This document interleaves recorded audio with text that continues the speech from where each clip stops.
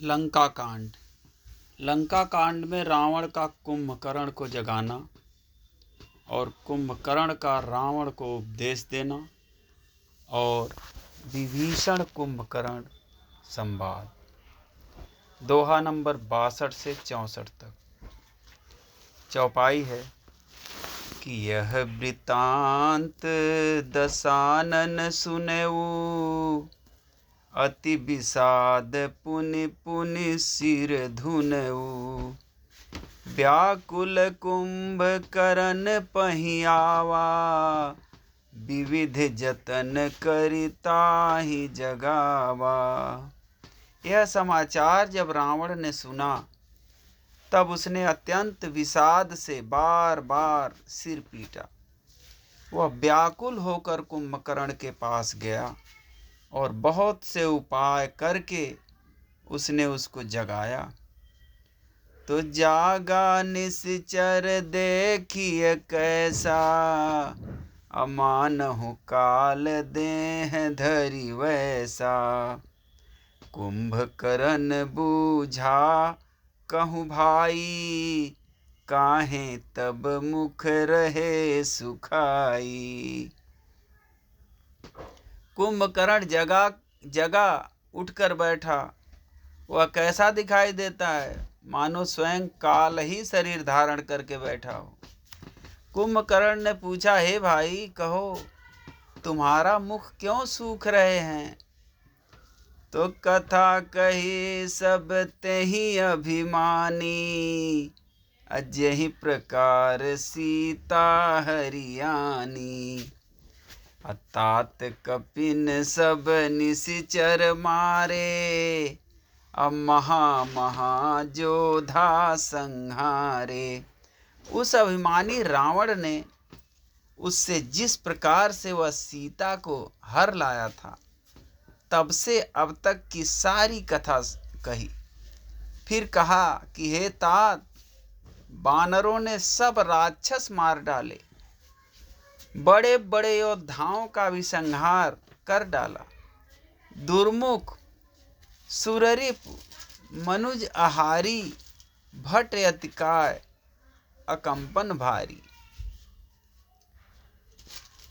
अपर महोदर आदिक वीरा, परे समर महि सब रणधीरा।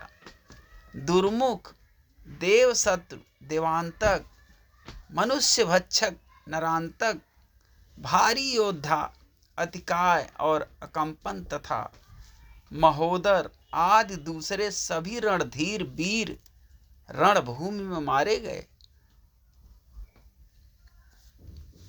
सुनि दस कंधर बचन तब, कुंभकर्ण बिलखान। जगदम्बा हरियाणी, अब सठ चाहत कल्याण। जब रावण के वचन सुनकर कुंभकर्ण बिलख कर दुखी होकर बोला कि अरे मूर्ख, जगत जननी जानकी को हर लाकर अब कल्याण चाहता है। भल न कीन्ह तै निशिचर नाहा, अब मोहि आई जगायहि काहा। अजहू तात त्यागी अभिमाना, अब भजहु राम होई कल्याणा। हे राक्षस राज, तूने अच्छा नहीं किया, अब आकर मुझे क्यों जगाया। हे तात, अब भी अभिमान छोड़कर श्री राम जी को भजो तो कल्याण होगा। है 10 शीस मनुज रघुनायक, अजा के हनुमान से पायक। अह बंधु तय कीन्ही खोटाई, प्रथम ही मोहिन सुनायहि आई। हे रावण, जिनके हनुमान सरीखे सेवक हैं, वे श्री रघुनाथ जी क्या मनुष्य हैं। हाय भाई, तूने बुरा किया जो पहले ही आकर मुझे यह हाल नहीं सुनाया। कीन्हेहु प्रभु विरोध तेहि देवक, अशिव बिरंचि सुर जाके सेवक। नारद मुनि मोहि ज्ञान जो कहा, कहते हूँ तो ही समय निर्वाह। हे स्वामी, तुमने उस परम देवता का विरोध किया जिसके शिव ब्रह्मा आदि देवता सेवक हैं। नारद मुनि ने मुझे जो ज्ञान कहा था वह मैं तुझसे कहता, पर अब तो समय जाता रहा। अब भरी अंक भेंटू मोहि भाई, आलोचन सुफल करऊँ मैं जाई। श्याम गात सर सीरुह लोचन, देखौ जाई ताप त्रय मोचन। हे भाई, अब तो अंतिम बार अखबार भरकर मुझसे मिल ले, मैं जाकर अपने नेत्र सफल करूं। तीनों तापों को छुड़ाने वाले श्याम शरीर कमल नेत्र श्री राम जी के जाकर दर्शन करूं। राम रूप गुण सुमीरत, अमगन भयउ छन एक। रावण माग्यउ कोटि घट, मदयरु महिष अनेक। श्री रामचंद्र जी के रूप और गुणों को स्मरण करके वह एक क्षण के लिए प्रेम में मग्न हो गया। फिर रावण से करोड़ों घड़े मदिरा और अनेकों भैंसे मंगवाए, तो महिष खाई करी मदिरा पाना। गर्जा वज्र घात समाना, कुंभकर्ण दुर्मद रणरंगा।